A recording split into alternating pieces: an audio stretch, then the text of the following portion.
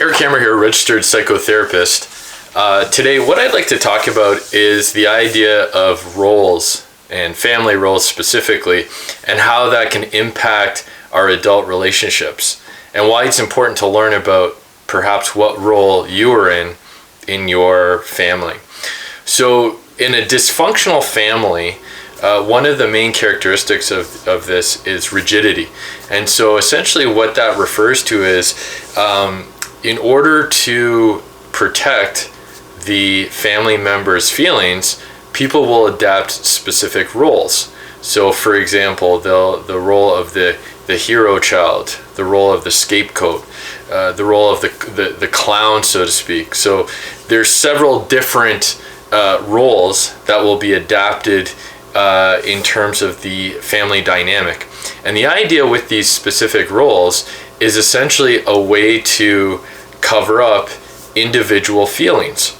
And so, for example, somebody might have the role of the mediator. So perhaps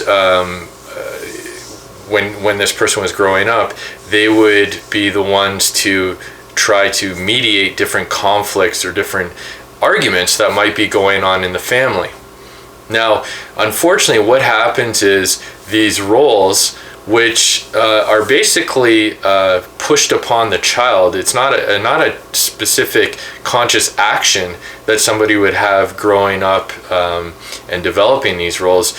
It's essentially a role that's required by the family system in a dysfunctional family.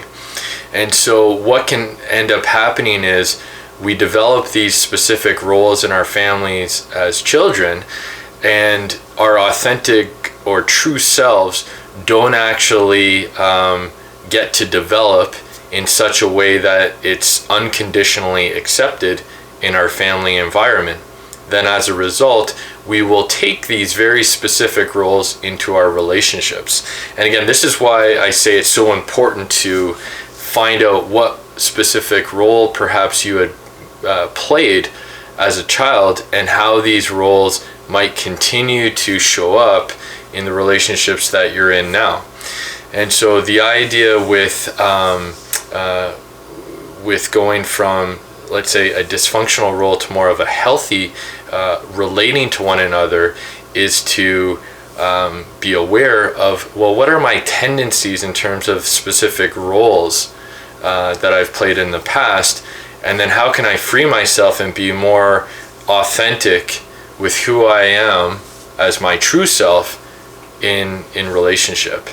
And that's a big part, as I mentioned, in terms of what I do with my clients, in terms of establishing these roles and how they're showing up in the present, and how these roles developed in the past and continue to some degree to haunt the client in not being able to develop an authentic relationship with somebody else. If you have any specific questions or comments, please feel free to comment below. And thanks again for watching my video. Take care. Bye.